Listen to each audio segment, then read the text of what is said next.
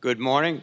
The committee meets today to consider the nomination of General David Allvin to be the next Chief of Staff of the United States Air Force. General, congratulations on your nomination, and I'd like to thank your wife, Gina, and your children, Francesca, Grant, and Reagan, for their many years of support for your service. General, you are extremely well qualified to serve as Chief of Staff for the Air Force.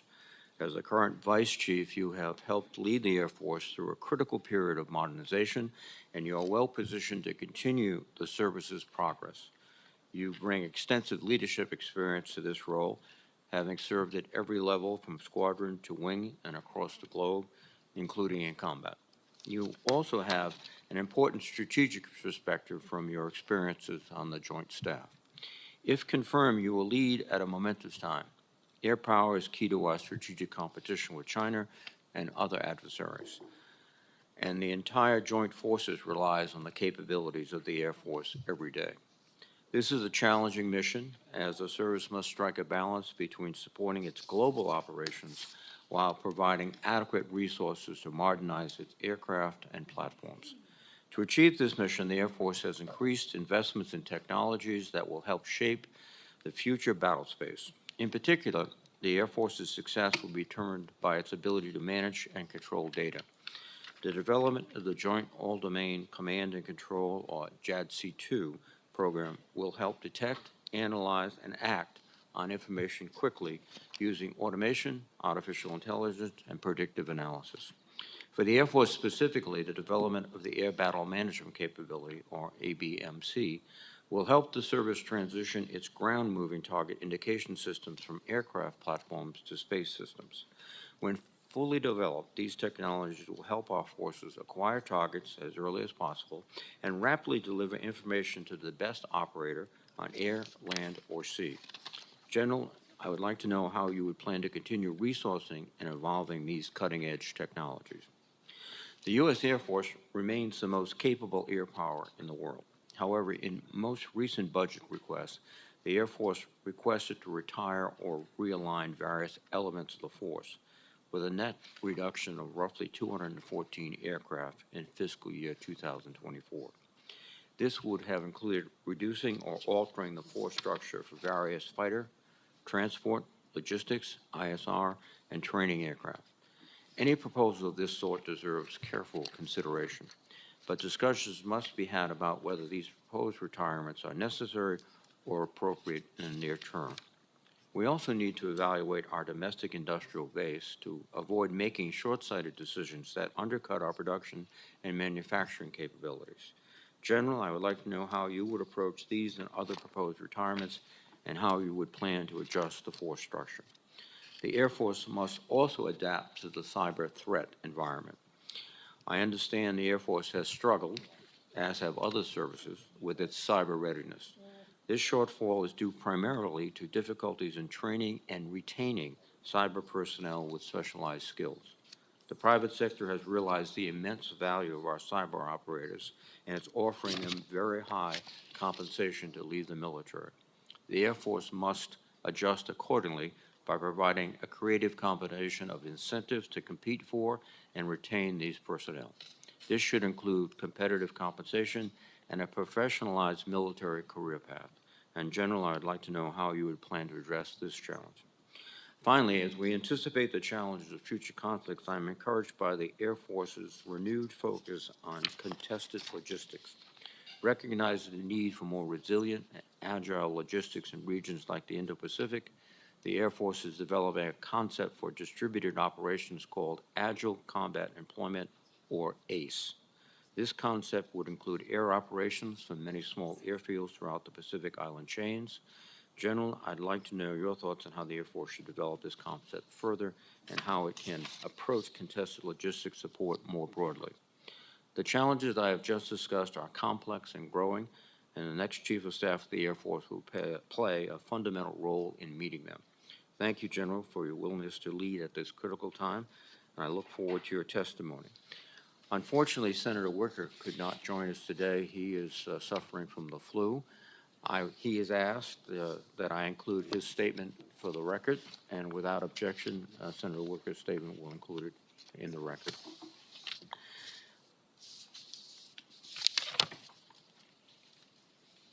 At this time, General, we would ask for your opening statement.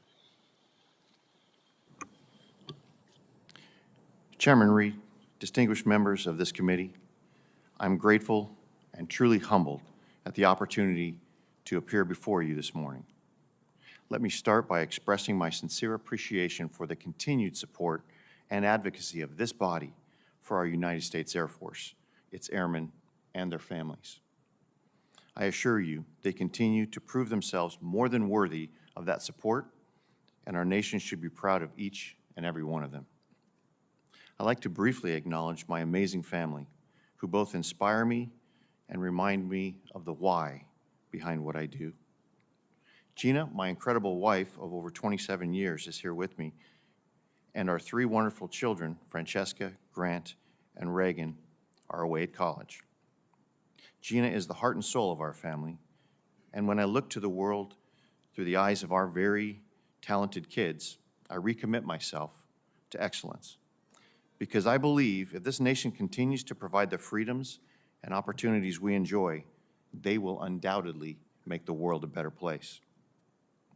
I am the eighth of 9 children, and though both my father, a veteran of World War II, and my mother have passed, they are looking down with pride at their legacy. My sisters and brothers are the most amazing people you'll ever meet. They are as selfless and empathetic as they are talented.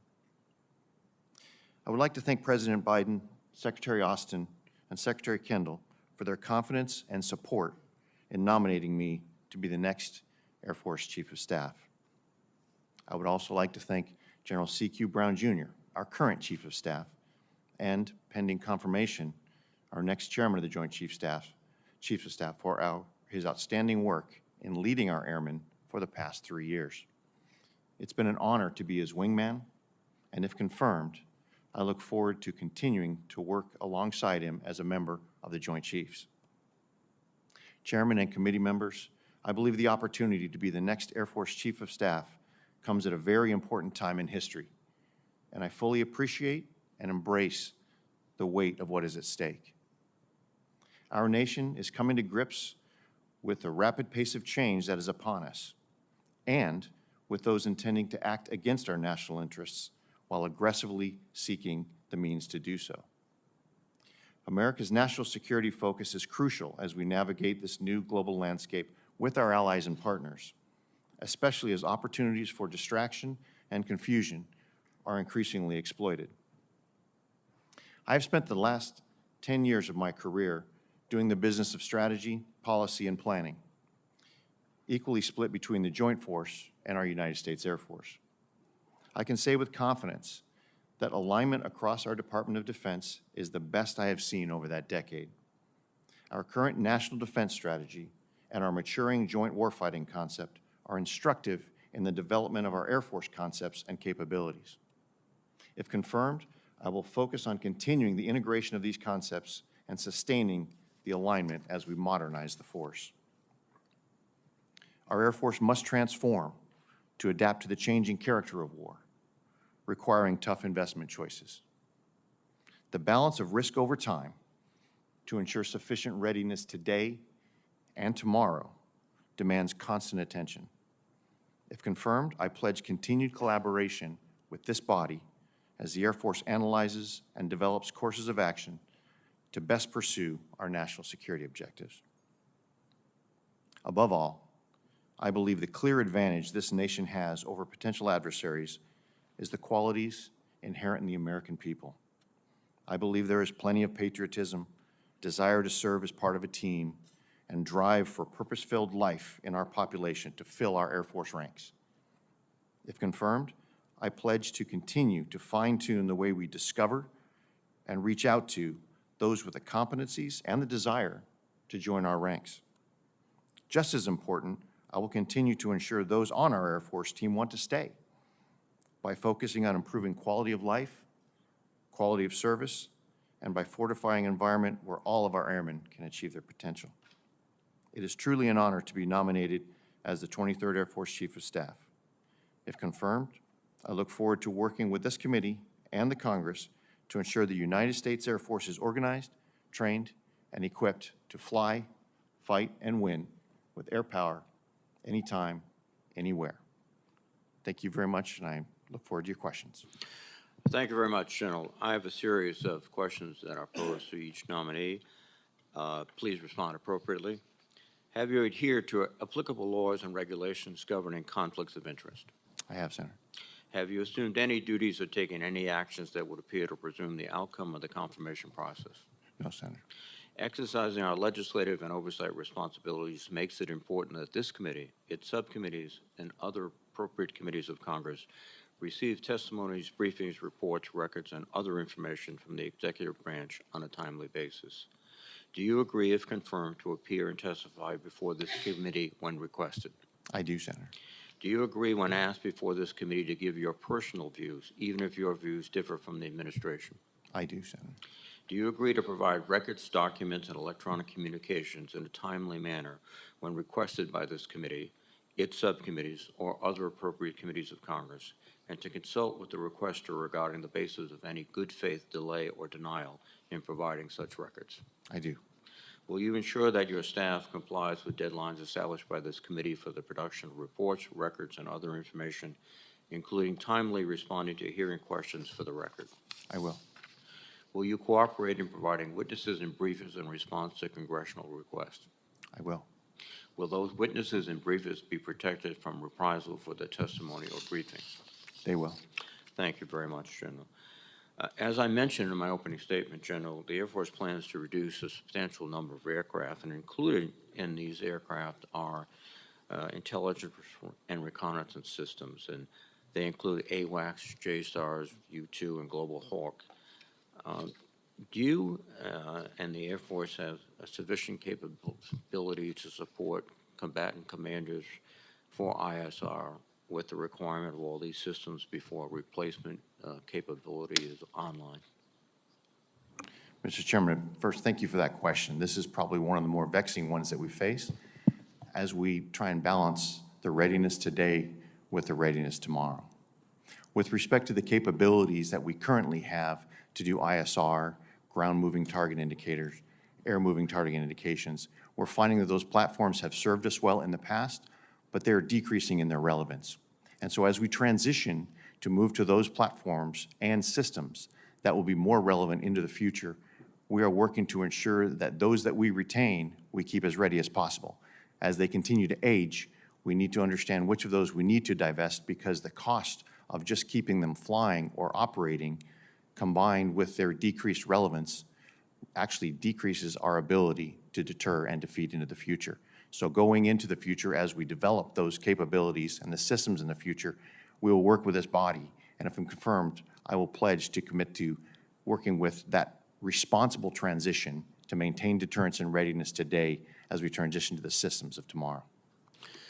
A related aspect to this question is that many of these ISR platforms are drones that are operated on the ground. And years ago, we requested, then required the Air Force to include non-officer pilots.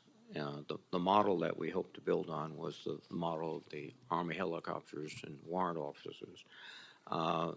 We have had a legislative proposal this year to eliminate the mandate, but it makes sense to me to develop a class of operators, whether they be senior non-commissioned officers or warrant officers, that can fly these aircraft, specialize in these aircraft, not be diverted to professional schools as a commissioned officer would. Do you have any views, and would you continue to pursue this effort? Mr. Chairman, I think that's an important question for a couple of reasons. First of all, we certainly respect the effort that we have taken in order to integrate enlisted pilots into our remotely piloted aircraft. The manner in which we did it was through our RQ-4 fleet. And with the diminishing number of that fleet, we had an increasingly decreasing size of that career field. And so therefore, as the career field shrank, it left less and less opportunities for our enlisted aviators to have a path to promotion.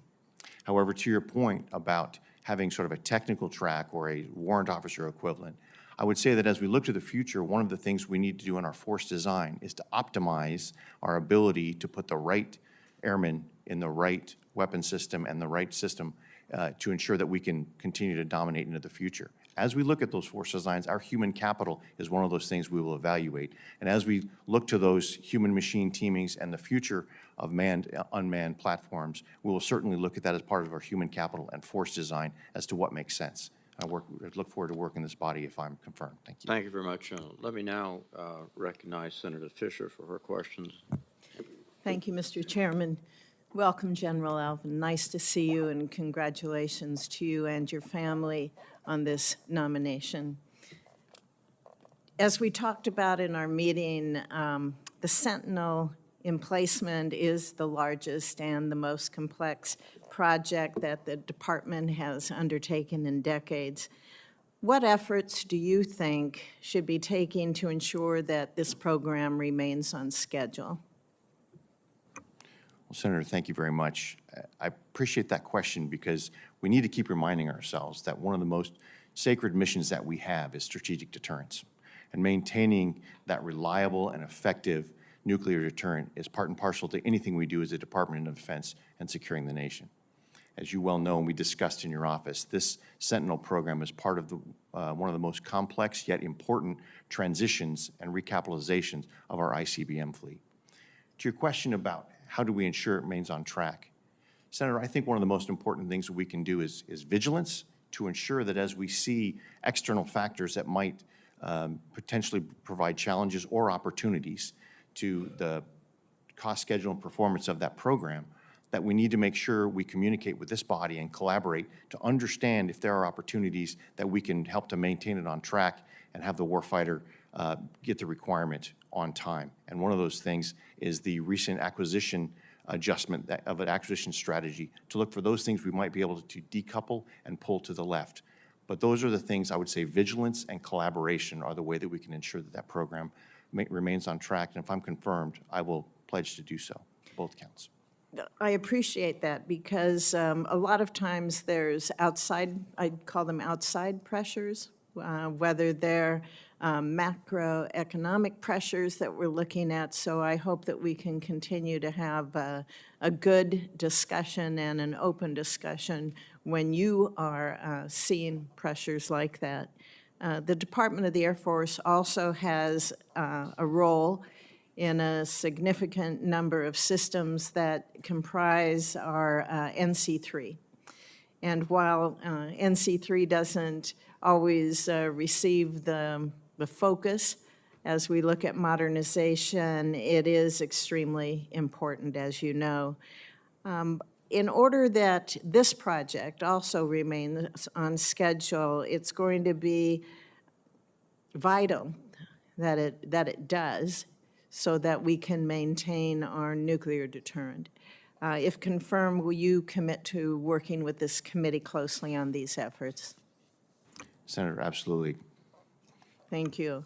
Also, we're looking at technology gaps, because technology gaps are always a concern whenever we're upgrading or transitioning to new or replacement platforms. Ensuring that mission capability does not falter can sometimes prove delicate to navigate, especially when we're looking at several factors like budget constraints, like the macroeconomic stresses that we face, changes that we sometimes see in the program from the initial mission. So, General, how should the Air Force plan to integrate new technology systems and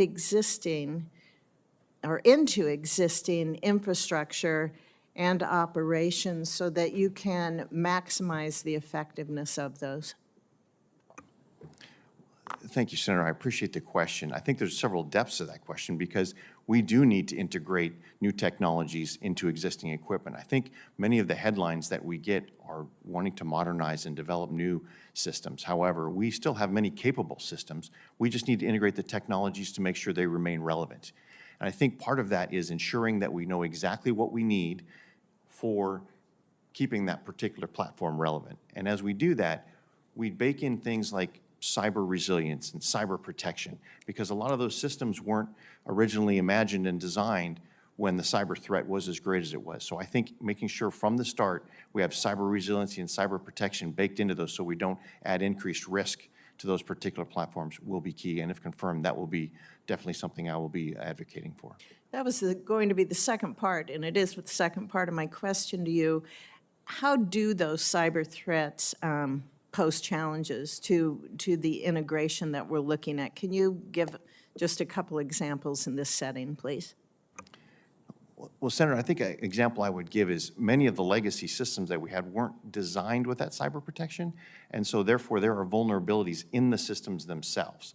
And we are working a twofold solution to that. The first is, as I mentioned, the baked-in resiliency and what we call our Cyber Resilience Office for Weapons Systems. That's to make sure anything we do, the software and new platform has that baked in. But we have also looked at something through a project we had, Task Force Sentinel Stand, and that was really to look at where those vulnerabilities exist in the systems that were built before the cyber protections were baked in and we understood the nature of the threat. So we're evaluating, first of all, what to look at in our legacy systems, and then second, we're putting sensors on those so we can ensure that we can see, because you can't defend what you can't see.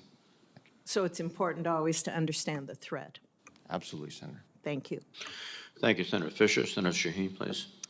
Thank you, Mr. Chairman. Good morning, General Allvin. Congratulations to you and to Gina and your whole family on your nomination. We hope that the holds that are on general officers will be released soon so that you'll actually be able to assume the role that I believe you'll be confirmed for. There's been a lot of discussion about the potential for Congress to not pass a continuing resolution to keep the government open or the budget bills that we need to pass by October the 1st. Can you describe what you think the impact on the Air Force would be if we are in either a shutdown or a long-term continuing resolution?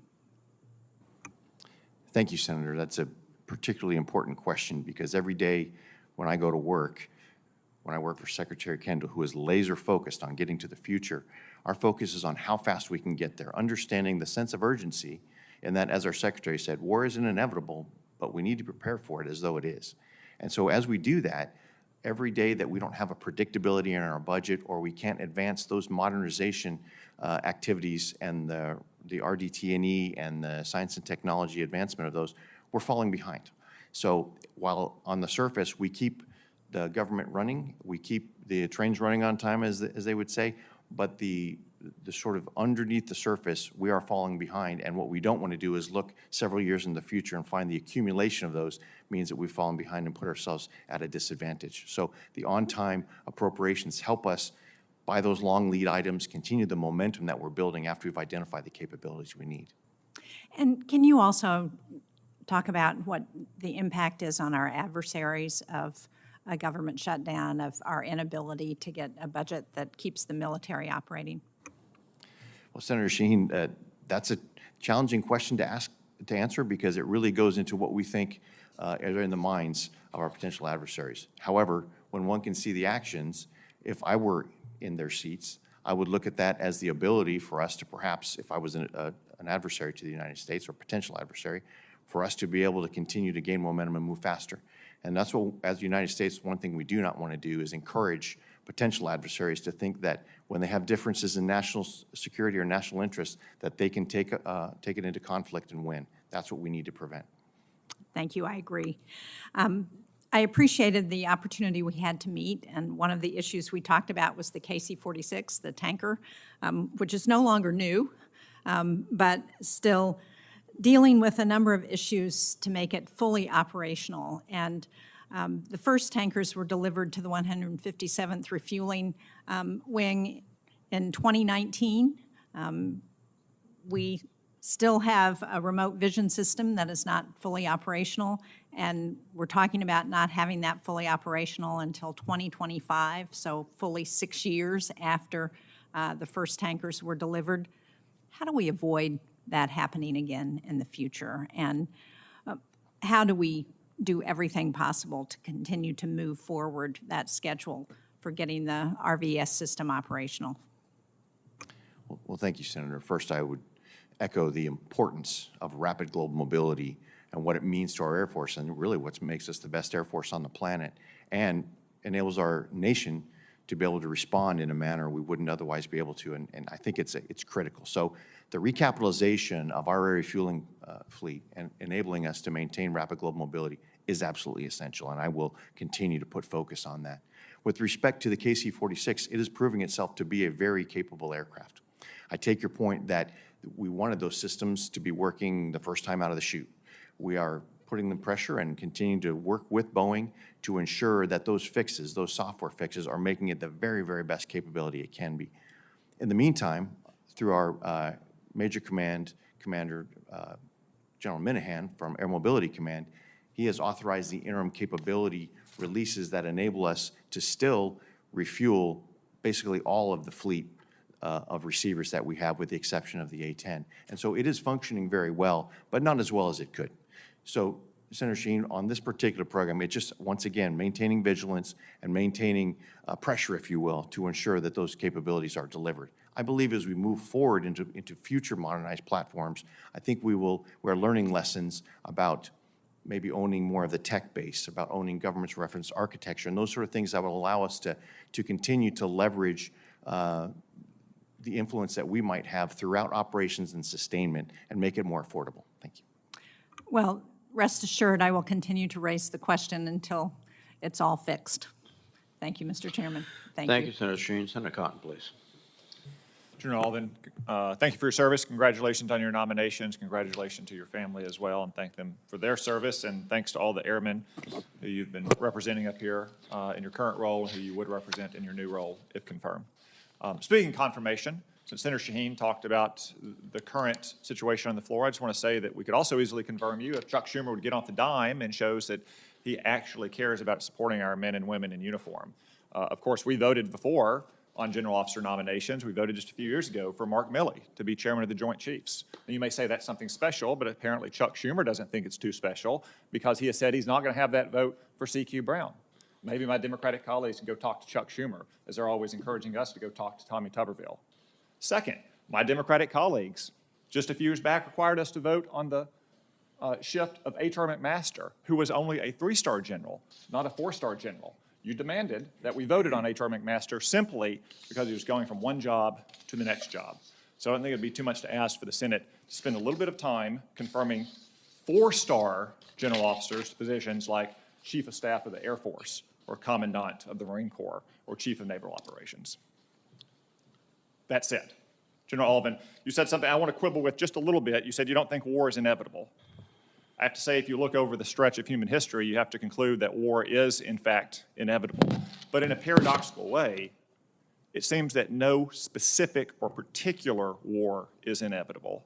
And I think that's what you and Secretary Kendall are driving at about China, right? Even if war is inevitable in the human condition, a war between the United States and China is not inevitable. Is that right? Senator, that's better put than I put it. So the reason I stress that is because if this or that particular war does occur, it's not because it was inevitable, it's because it was the result of poor choices made by one side or the other or both.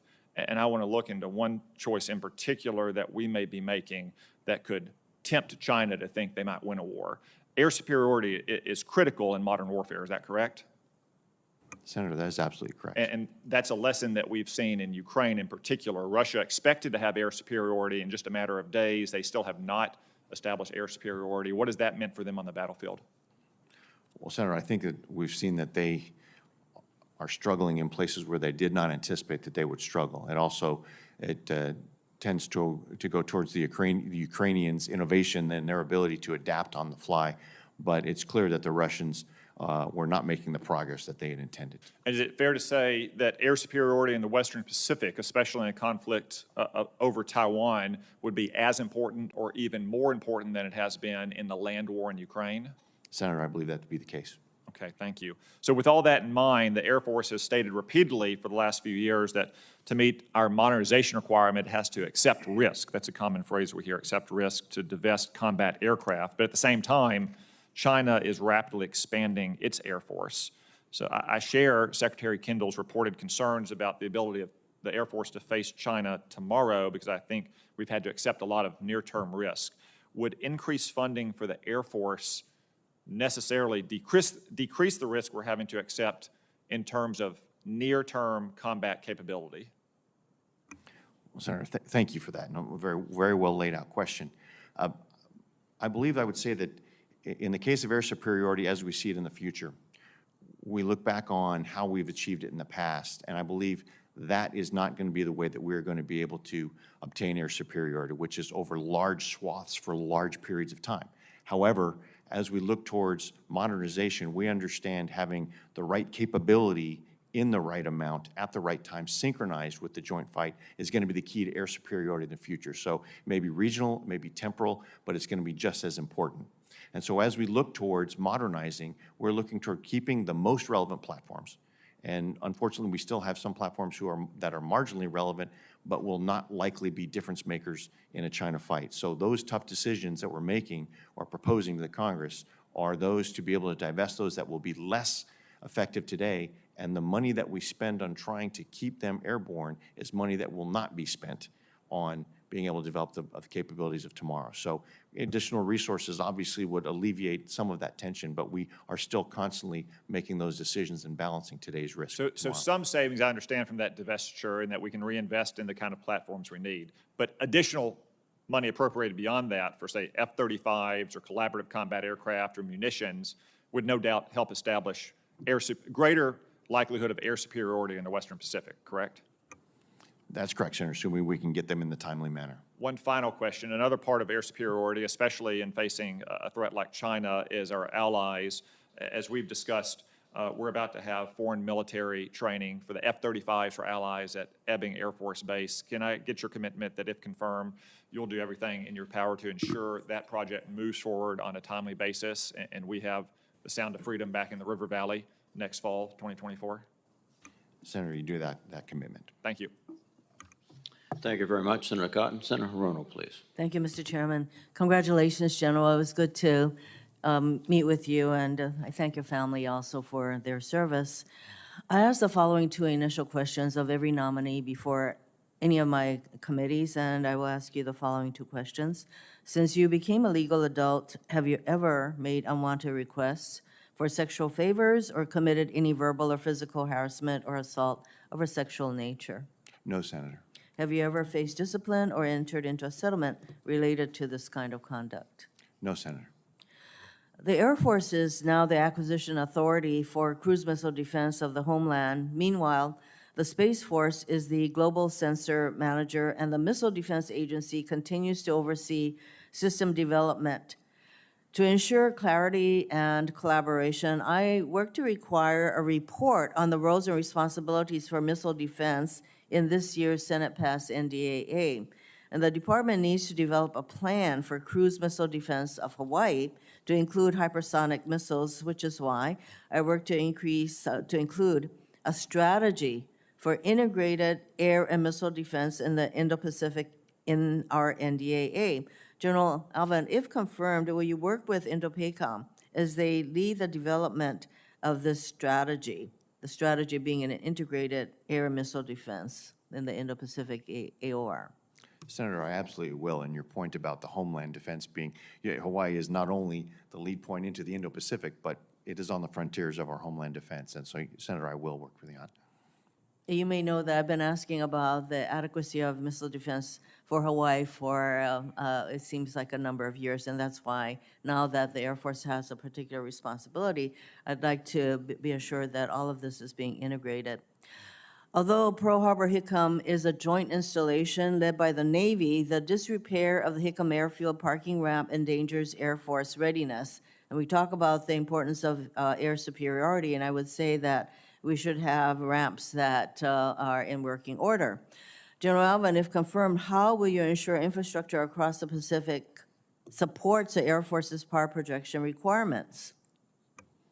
Well, Senator, you couldn't be more right in ensuring that we have the power projection capability from Hawaii, from Guam, from other areas, and our overall infrastructure priorities remain the nuclear recapitalization infrastructure, and then after that, our support for INDOPACOM infrastructure. Working with the Navy, we will continue to, as they develop their programs, to ensure that we articulate those requirements and link arms as the budgets make their way through to make sure that those investments they have planned make it through to execution.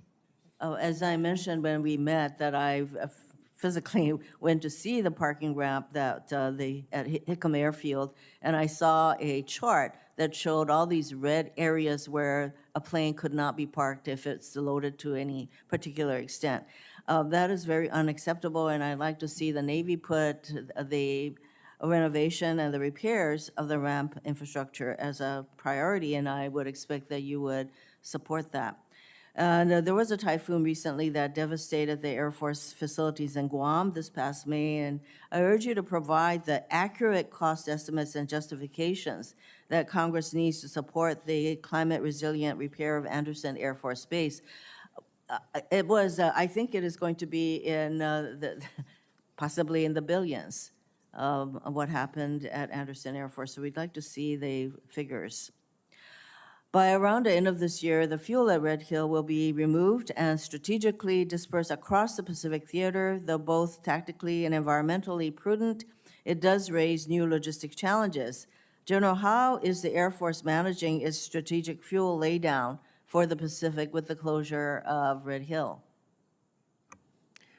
Senator, thank you for that. When we look at the logistics laydown, specifically to your point on fuel, this is something we work with the Defense Logistics Agency, INDOPACOM, as well as the Joint Staff and U.S. Transcom, and understanding where the best location for those storage facilities are, and ensuring that as we do that, we work closely with allies and partners to ensure that there's safe storage, there's accessible storage that will enable us to not only leverage them in peacetime, but should conflict arise in our employment of agile combat employment, that we are able to access those in a safe and responsive manner.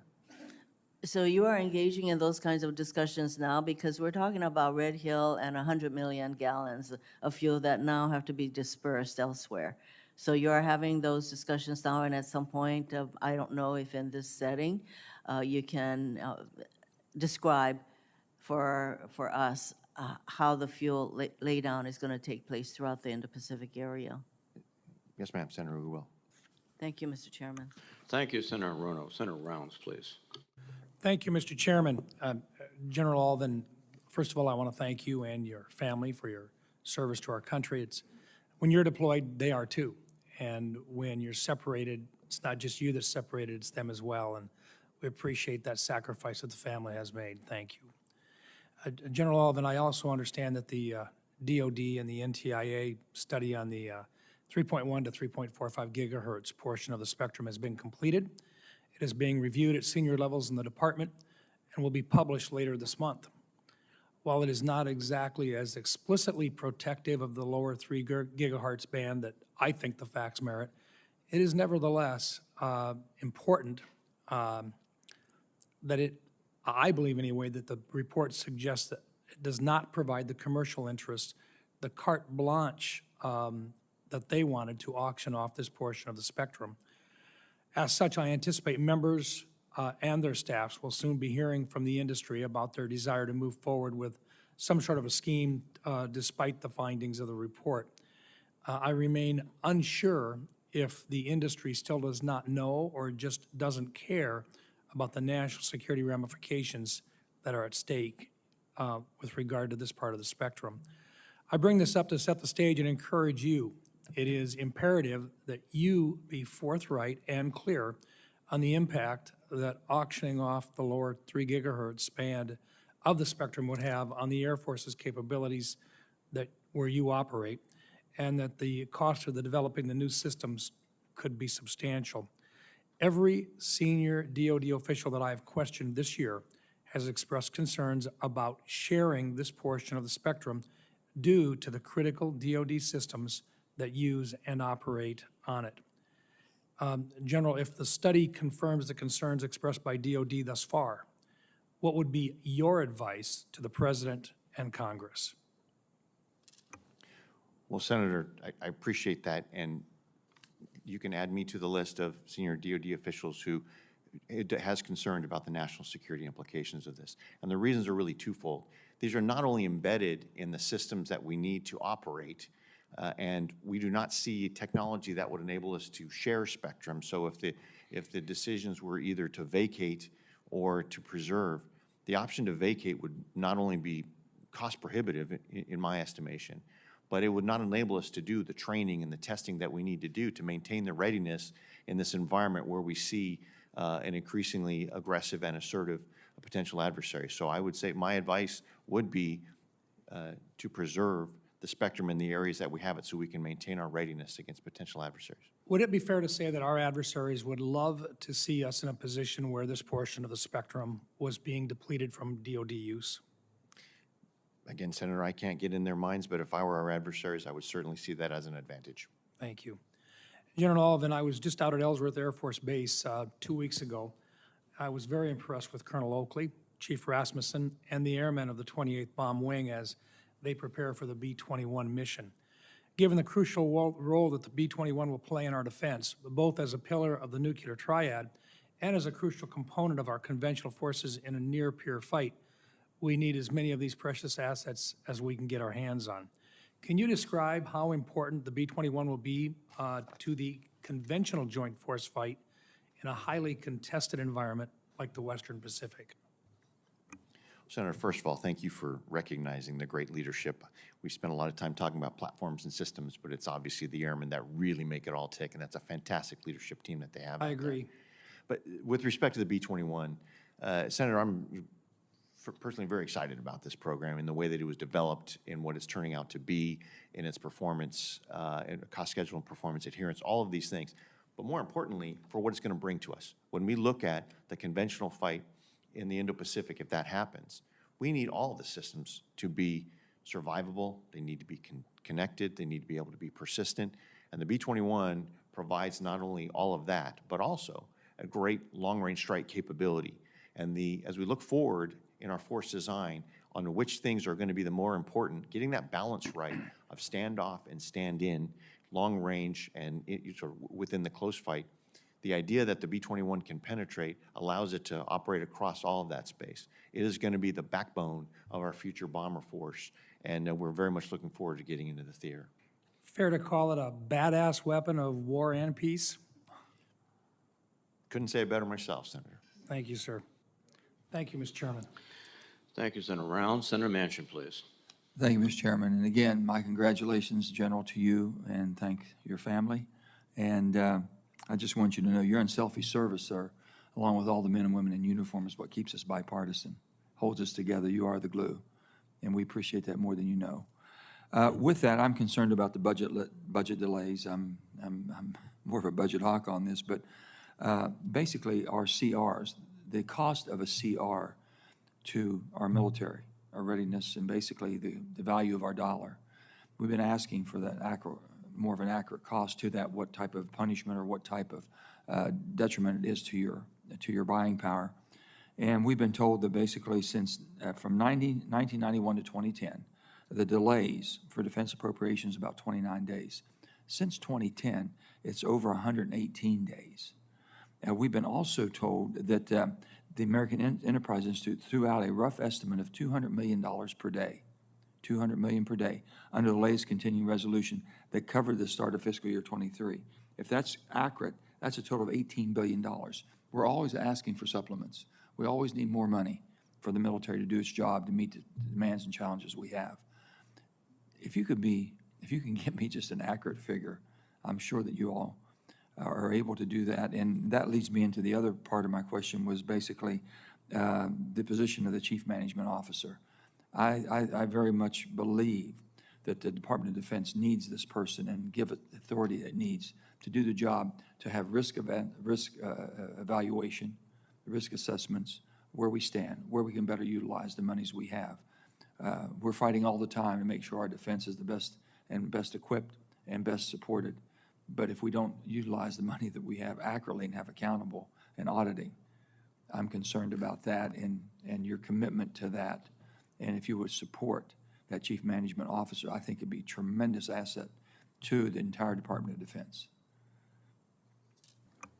Well, Senator, thank you. And first of all, with respect to the continuing resolutions, I will I have a note here. I will get back and see where we are on, with respect to the, sort of the exact number, but your estimations and those seem to be fairly much in bounds. I think the other thing that we need to be cognizant of is that not only those particular dollar amounts, but the times at which they happen. And I would say that right now is one of those more critical times where we are in the strategic environment with our potential adversaries and the advancing capabilities.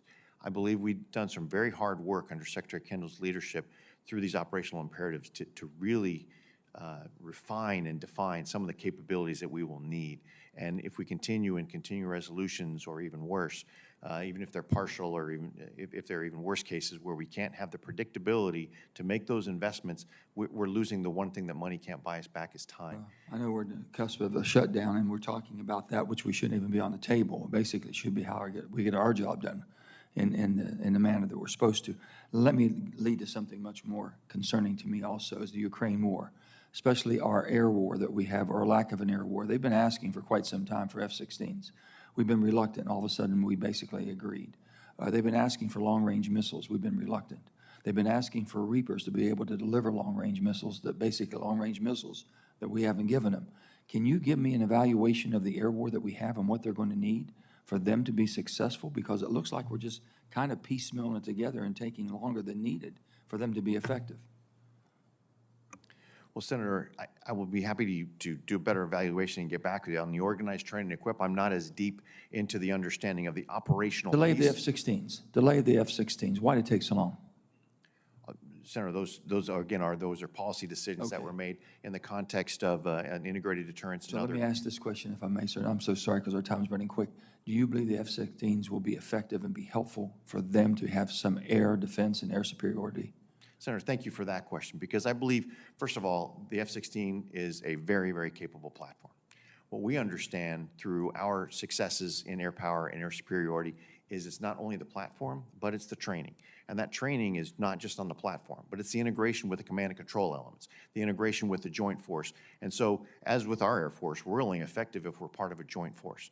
So I believe the value of the F-16 will be in the longer term when it's better integrated with a larger Ukrainian military, as well as the symbol that it sends for the Ukrainians to be transitioning to more Western. Long-range missiles be more helpful quicker and be able to be deployed quicker and be more effective?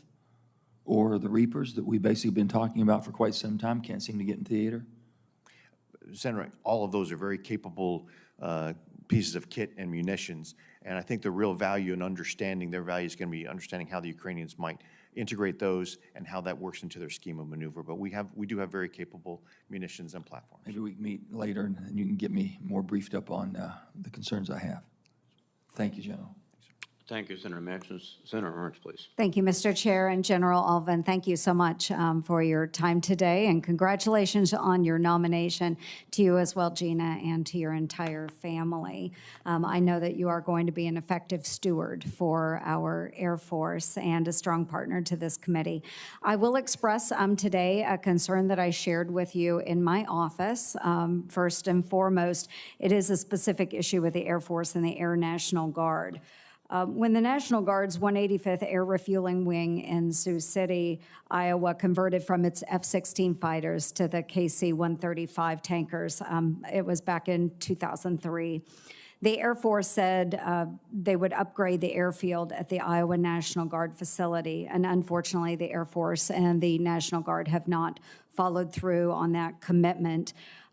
So what we need is that runway upgrade. They've failed to complete that, and I'm additionally concerned with this failure because we see a conversion now going from the 135s to the KC-46s. The flying squadron, the 174th Air Refueling Squadron, could lose its mission because they cannot convert to the new tankers.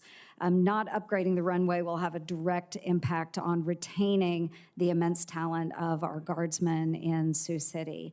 And this really is unacceptable. The Air Force really should live up to its commitments. So the question for that, sir, is knowing that the Air National Guard is a part of the total Air Force, do I have your commitment that you will work with the National Guard to conduct a proper assessment for the runway upgrade for the airfield at the Iowa National Guard facility in Sioux City, Iowa?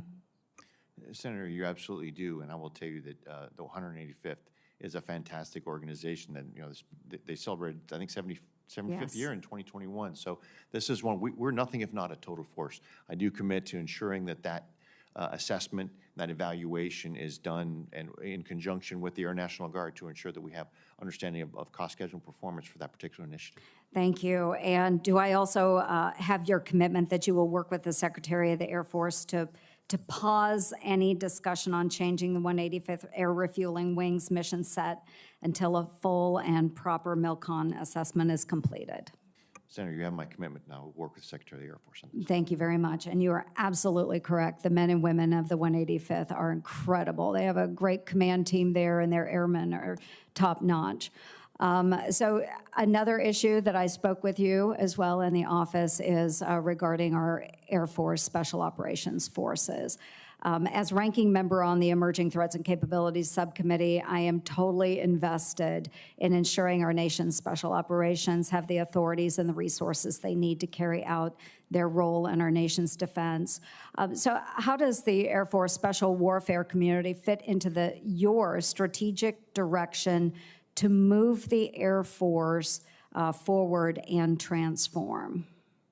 Thank you, Senator. I'm going to watch the clock here because I could go on for hours Okay. on this particular topic. I'm going to be Go respectful for of your it, sir. time. But Senator, as we look at what the special operations community does and the manner in which they do it, it's very much aligned with how I see the Air Force needs to be in the future. We need to be having attributes of agility and lethality and resilience and survivability. And the AFSOC community and the special operations community in general, as they work in small teams, they work solving problems at the edge. They work on traveling light, on being smaller footprints, on being able to develop those relationships with allies and partners. All of those are part and parcel to a successful United States Air Force in the future. So there's much to be learned from the AFSOC community. And as they expand to the third power projection wing at Davis-Monthan, then I think we're showing that they are increasing their relevance in the strategic environment within which we find Yes, ourselves. and General, with all of that being said, how important our AFSOF are, do you see any cuts coming to the organization in the near future? At this point, Senator, in the current budget environment, we see that the only real thing we see with AFSOC is that expansion to the power projection platforms. As we look at across the entire board, we'll have to evaluate case by case, but there's not anything in this particular case where we see a specific cuts to AFSOC. Okay, and as those are being proposed, will you come back to me and the committee and discuss any potential changes before those changes are made? Senator, I absolutely will. Okay, I really appreciate it, General Allvin. My best again to your family, and really appreciate you taking on the challenge of this nomination. Thank you, Mr. Chair. Thank you, Senator Ernst.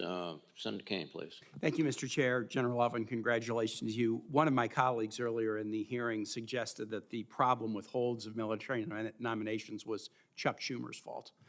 That's laughable. Senator Schumer has not placed a blanket hold on any military nominee during the entire 10 years I've been in the Senate. I don't think he's placed blanket holds on any nominees. I don't see that happening on this side of the aisle. And the attempt to blame the vacancies in these confirmed positions on Senator Schumer is embarrassing. It's laughable. It's laughable. Now, Senator Cotton, who was the one that raised it, said, oh, but Senator Schumer could call up a vote for the head of the Joint Chiefs of Staff on the floor. That's true. We don't mind voting on people, but the implication is, why not vote on the top brass and just punish all the people below them? That seems to be the offer that's being made by the GOP.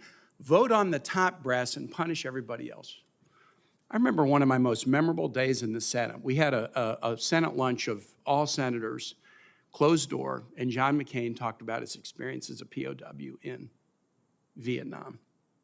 And I'll never forget that. Some of my colleagues were there that day. Some have joined the body since then. Senator McCain talked about the day when the North Vietnamese figured out he was a big shot because his dad was a key leader. And they came to him and they said, we will benefit you because you're a big shot and let you out of the Hanoi Hilton.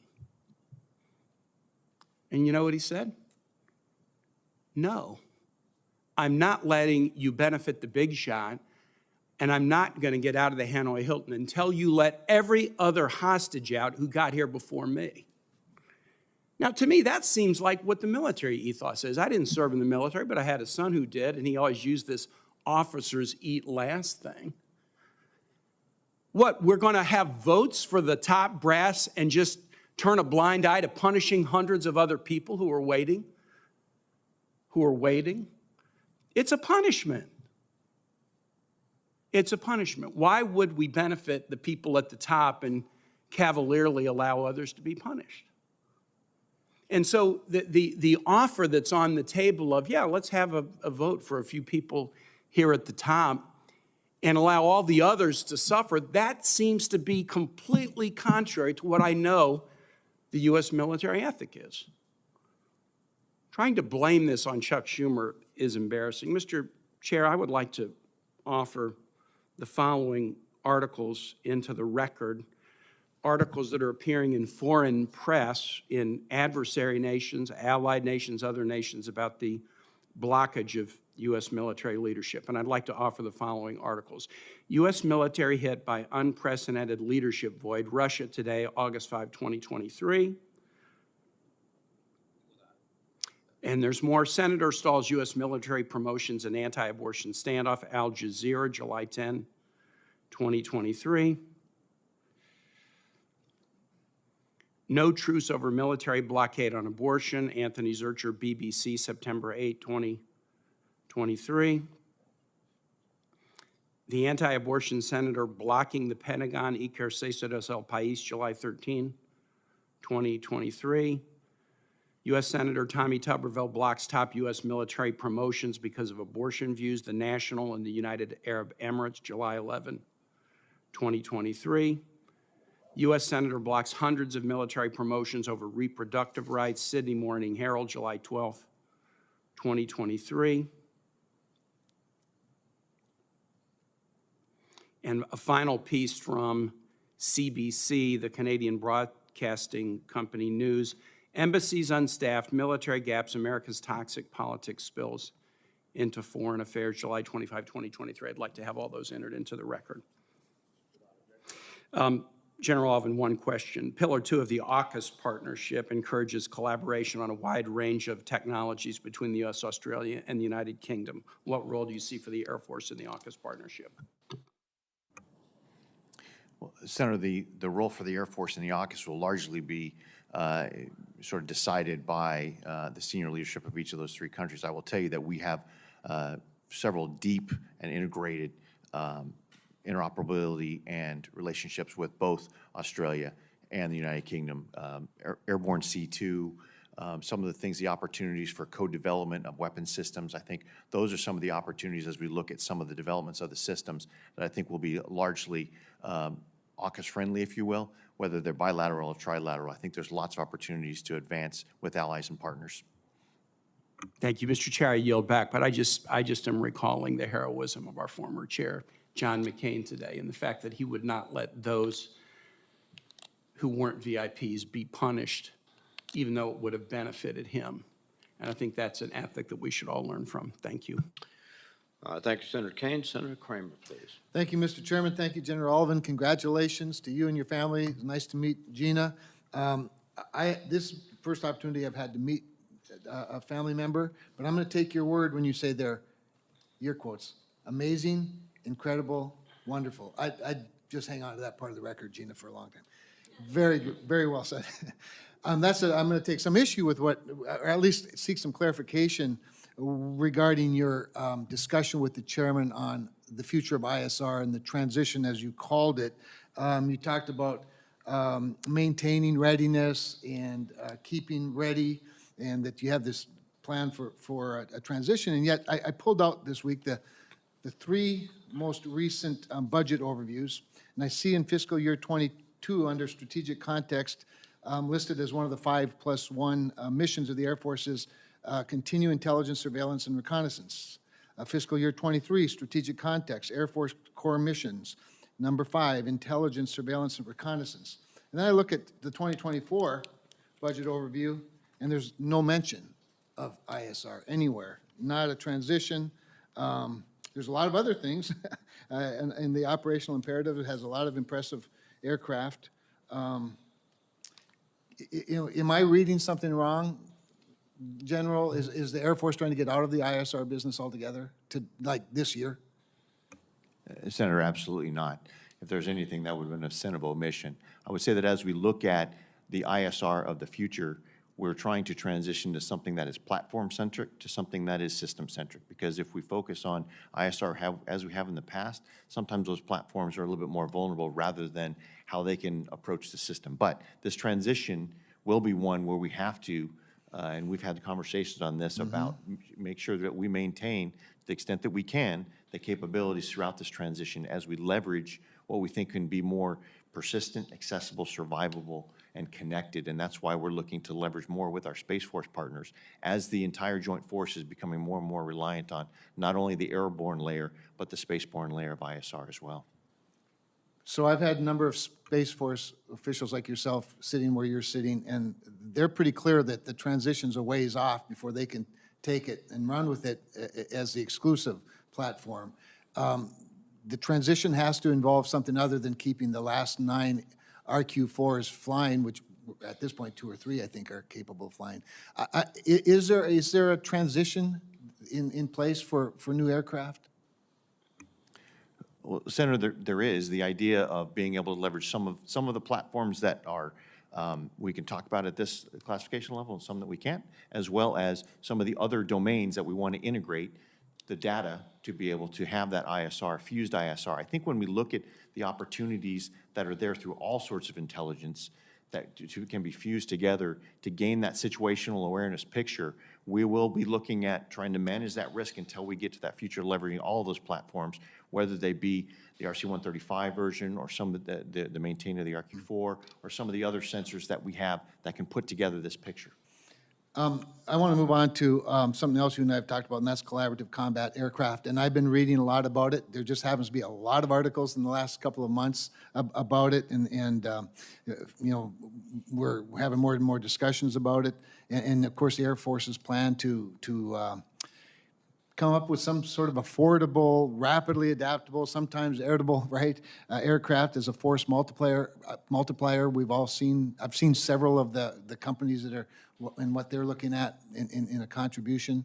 I am worried, though. I'm worried, even though we talk a lot about new acquisition formats and rules of the road. And I also worry a lot about the traditions of going back to the same old place, the same old congested airspace, where innovators go to CYA instead of to innovate. And I've seen a lot of the Air Force come up with a lot of great new ideas for 2 or 3 years, and then, oh, they're after the newest, greatest idea, and pretty soon the other one gets dropped off. We've spent a lot of money.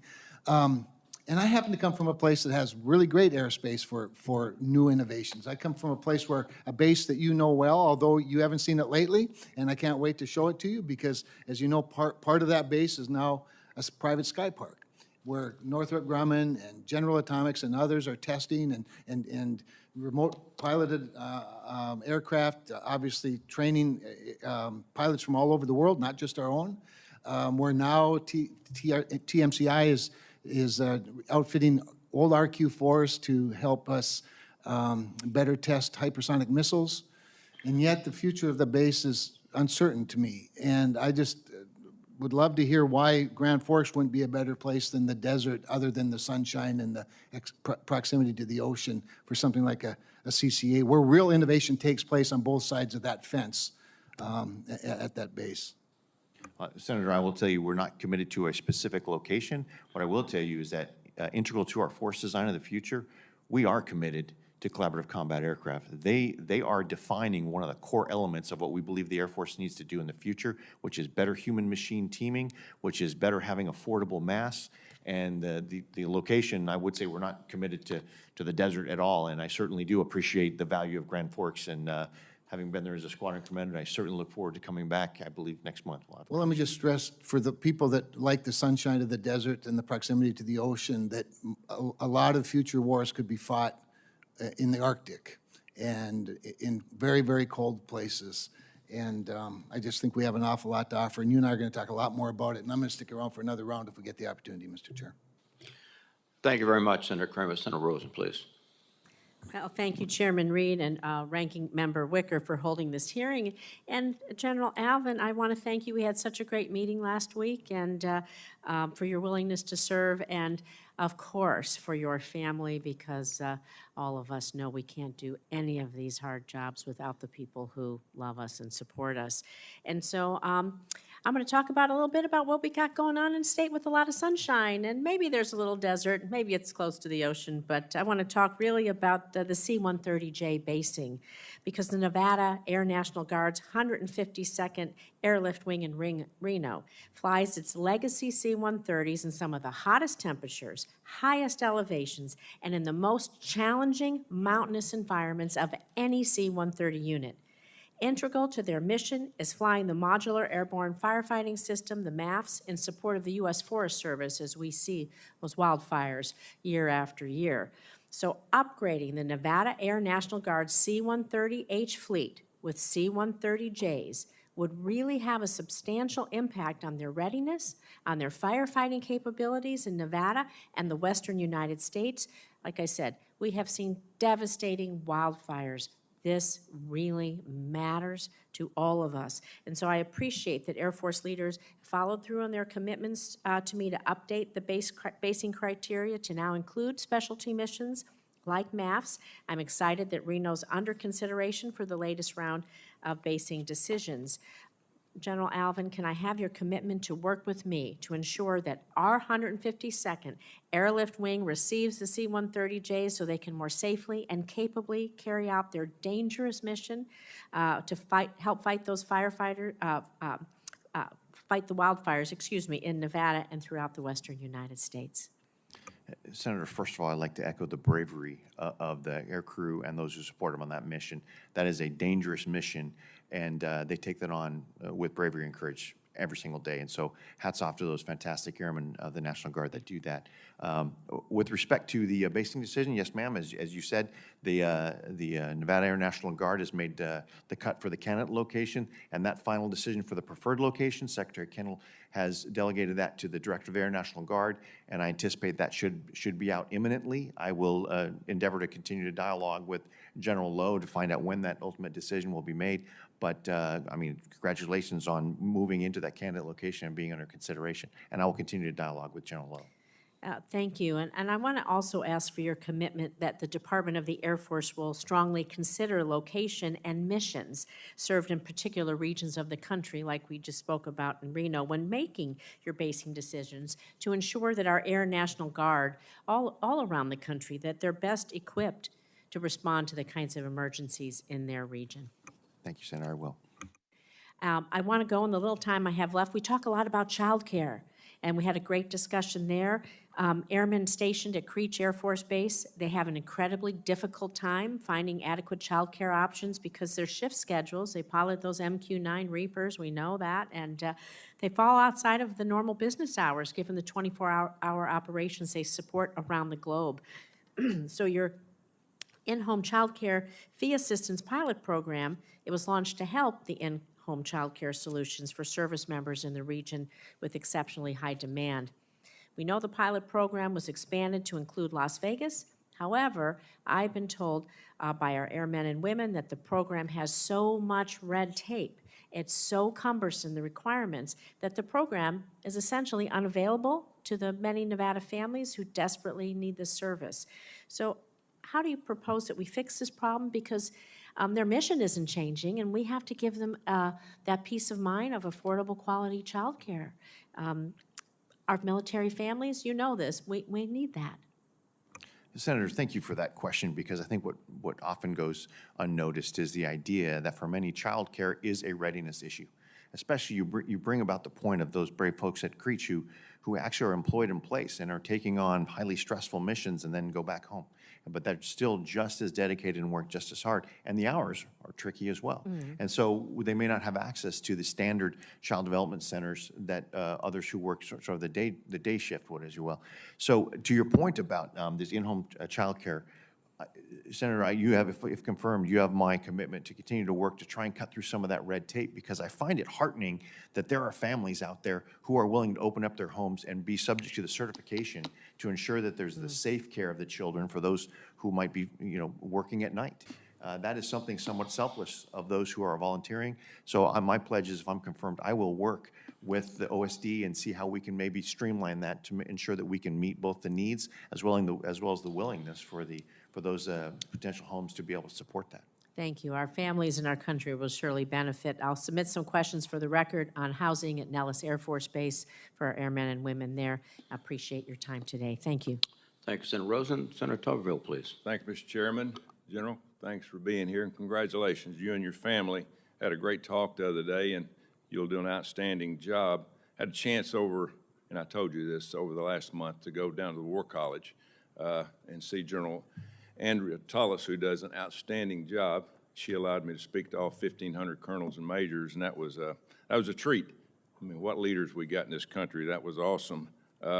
We also discussed politics, and hopefully when you take this position over, you'll do your job, stay out of politics, leave that to Secretary Kendall. The one thing that has concerned me since I've been here for 3 years, and even before that, we decided to build a new tanker, and we still are not in rapid deployment of that. And, it kind of concerns me that we just can't overcome problems like that within this committee. But that being said, politics continues to take over. One thing I want to talk about is I've had several calls over the last 6-7 months from generals in the Air Force. In recent years, our sorties have decreased to 1.5 a month. And Chinese have increased theirs to around 4 a month. Now, being from a coaching background, I know practice makes perfect. And what's your thoughts about that? We've got to be ready to fight. And 1.5 sorties a month doesn't sound like a whole lot to me. Now, you know more than me. Well, Senator, reps and sets, that is important. And so ensuring our readiness to be able to meet the challenge is certainly one of our priorities. One of the challenges that we have along with that is with our flying hours program, which is, we don't have flying hours, you can't put the pilots in the cockpits, is the challenge is we continue to have the legacy system, so we only have so many dollars to spread across. And when you have reduced aircraft availability rates because they're old and they're finding new and interesting ways to break, and they break for longer periods of time, and they stay in depots for longer periods of time, that removes them from the ability to be able to be flown.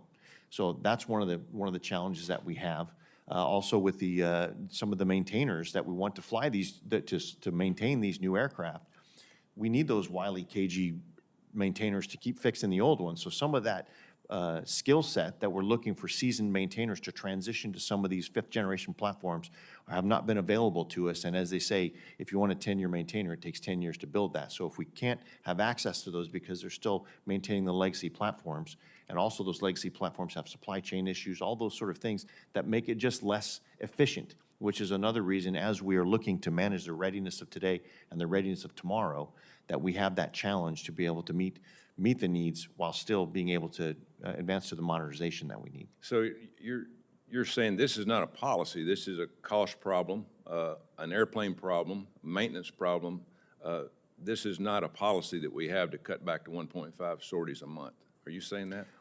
Senator, what I would say is where policy could help is as we try and pursue our modernization strategy, if we could have less restrictive language that will allow us to move that along, we will continue to try and manage best the risk of maintaining the current legacy platforms and moving into the new platforms. So you being in the Air Force and being around it for a long time, how many sorties do we need a month to really be prepared to fight somebody like China?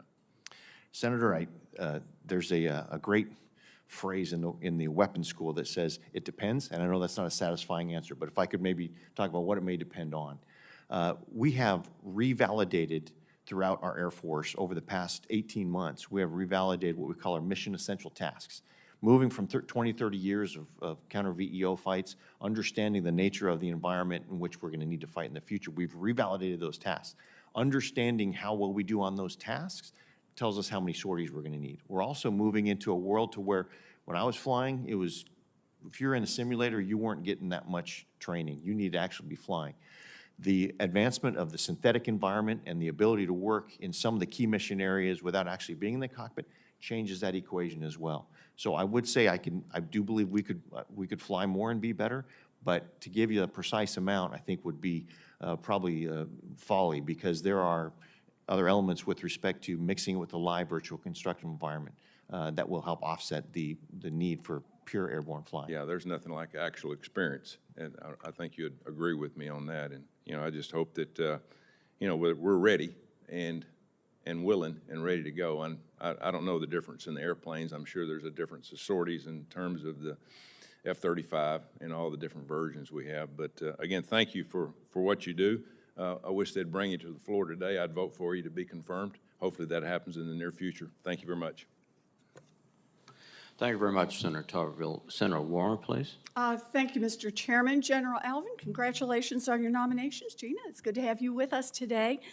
So as chair of the subcommittee on personnel, I want to thank you for your leadership on behalf of airmen and their families, and particularly your support for military family housing and making sure that families have access to child care. I appreciate your focus on these issues and how important they are on both recruiting and retention, and how much leadership you have shown in this area.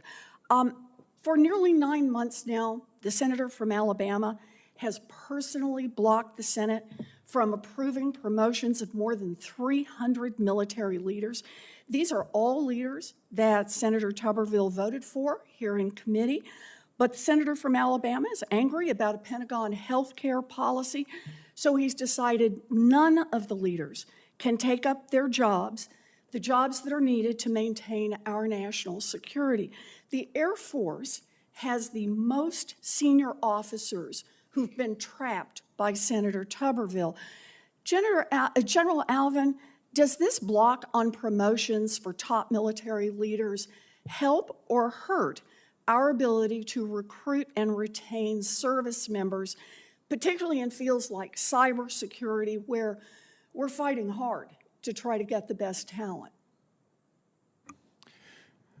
Senator, I will tell you that while we don't have specific hard data, my experience and my personal judgment says that this does hurt recruiting and retention. We hear anecdotal evidence. First, we have great airmen who are going to go out and do the mission. And those who are serving in the positions, whether they're acting or they've deferred their retirement, they're going to continue to serve with honor. And so with that, I could not be more proud. What I do think about, and again, without more than anecdotal evidence, is the signal that this may send. And with that signal, understanding that if there's a perceived disruption or distraction by our force, we want to maintain and retain the strongest and the best in our Air Force. And if those best have other options and their families have other options and they see this as a potential distraction, then we run a greater risk than if these weren't in place of losing those. And so that's the sort of the retention concerns that I have. And as people look, and if they see disruption and distraction, we want to make sure we're also an employer of choice. And so I think anecdotally, I believe it affects us in both of those areas of recruiting. Okay. So you're saying we focus on the 300-plus people who are directly being blocked, but you're saying the impact is felt far beyond that in retention and even recruitment, potentially. Senator, I believe it could potentially, just because they see it as a distraction to the normal way of doing business. Okay. So the senator from Alabama has said that blocking all top-level promotions does not have any impact on our national security. That was not the view of the NATO leaders in Brussels when Senator Blumenthal and I met with them just a couple of weeks ago. They shared serious concerns about the impact of the blockade on our NATO operations. General Allvin, if U.S. leadership in NATO were to wane, would that be a national security concern in your view? Senator, it would. If U.S. leadership in NATO were to wane, I believe it would, and I think we need look no further back than the Ukraine war and how we're able to act as a responsible ally and sort of shore up and improve what I believe is the alliance's response to that. And I believe so if our influence in NATO waned, I believe that would be a national security issue. Okay. And when I met with NATO leaders, I heard concerns that leaving so many senior positions unfilled is leading our allies to question our commitment to NATO. I'll be blunt. The actions of the senator from Alabama have become a national security nightmare. Instead of trying to embarrass the United States in front of its allies and trying to embolden our enemies, the senator from Alabama should lift his holds and let our top military leaders do their jobs. Thank you, Mr. Chairman. Thank you, Senator Warren. Senator Budd, please. Thank you, Mr. Chairman. Let's just remember that Leader Schumer can bring all these wonderful nominees, highly qualified nominees, to the floor for a vote. And rather than being here having this discussion, it's an important discussion, we could be here voting and moving these nominees through. And also, Secretary Austin could change this with the stroke of a pen. By this afternoon, we could have this resolved if Secretary Austin would revert to the historical policy that we've had for decades in the Pentagon. But General, good morning. Thank you, and congratulations on your nomination. I really enjoyed our conversation last week. Congratulations as well, and thank you to your family, Gina, and your 3 children who have served right there with you. So we thank them as well. You know, in the conversation last week and many of the conversations I've heard this morning, there's a concern about joint force readiness. So let's talk about that just a little bit more. In a growing fighter capacity gap and the threat posed by China, both in the near term and in the long term as well, General. So given budget constraints, the Air Force has decided to divest to invest. That is to divest aging aircraft that you've mentioned this morning in favor of investing in research and developing of future platforms like the B-21 and next generation air dominance family of systems. So do you agree with that overall strategy, General, yes or no? I do. Thank you. So divest to invest doesn't come without significant risk, particularly when it comes to fighter and intelligence, surveillance and reconnaissance, or ISR capacity, given the growing threat posed by China, and before these systems come online in the early 2030s. So I'm interested in ways that we can mitigate that risk to ensure that we're both ready today and better prepared for tomorrow. So talk to me, if you would, about ways that we can accomplish both modernization and improve current readiness rates. We talked a little bit about this in my office last week. Well, yeah, Senator, thank you, and I also very much enjoyed that conversation, and specifically the joint aspect of it, because I think as we understand how we're going as an Air Force, we need to make sure that's in concert with our joint partners, because there's also ways we can mitigate risk across the joint force. But Senator, to your point, specifically on how we might be able to mitigate the transition as we move from where we are to where we need to be. There are tough choices ahead, there's no question about it.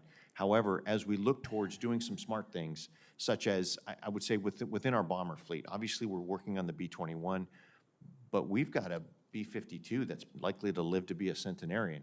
And it's because we're looking at, can it operate in the environment that it's used to operating in? Can it still be relevant? And how do we make it relevant? So as we do that, we want to look to take those that we can't find a relevance for in the future and look to divest those to be able to reap those savings. However, as we look to the future and air superiority, that's why we were speaking earlier very briefly about collaborative combat aircraft. We have to find a way of having affordable mass. The ability to do air superiority and the ability to function in the Indo-Pacific in a way that is not cost prohibitive. And that's why the faster we can get to some of these modernization initiatives like CCAs, which we are absolutely focused on, the shorter that sort of vulnerability period is and the more we can mitigate that risk with the resources that we've been given. And if I'm confirmed, I commit to continuing to work and have that dialogue back and forth with this body on that. Thank you, General. Just yesterday, Secretary Kendall said that given combatant commanders insatiable appetites for forces, that we should exercise strategic discipline and prioritize deployment of ISR platforms and other forces to maintain readiness. Do you agree with Secretary Kendall? I do agree with that, and understanding the context within which we've had conversations on that. That context is that when we ask for ISR, I think they're used to asking for it in a certain way with a platform. when in fact, what is the capability that you need? What is the situational awareness that you need? And can we provide that in a different way? And when he says that they have an insatiable appetite, it's not meant to be pejorative. It's with an understanding that if I'm that combatant commander, I have a certain area of risk that I have to buy down that as well. And so I would be asking for that as well. And so it's with an understanding of that tension and maybe a way to break through that. In recently reported remarks, Admiral Aquilino, commander of INDOPACOM, he stated that his metric for success is the ability to find, fix, and finish 1,000 targets within 24 hours. I appreciate that clarity. With the Air Force divesting significant numbers of the platforms needed to do that, how can the department improve its readiness and posture to ensure that it can enable the Indo-Pacific with the forces necessary to accomplish such a vital task in the event of conflict? Senator, thank you for that. I would say, in brief, if we are to seek to meet that goal of finding, fixing, and finishing 1,000 targets, we are not going to be able to do that with our current capabilities. It is only with transitioning to platforms that move as part of a system that we're going to be able to scale and keep that situational awareness with networks that are resilient enough to where you don't have a single point of failure and you can recover and self-heal and still be able to prosecute those targets. That's not the capabilities we fully have today, but that's what we envision being able to transition to in order to meet Admiral Aquilino's and our department vision for having that speed and scale. General, I wish you luck.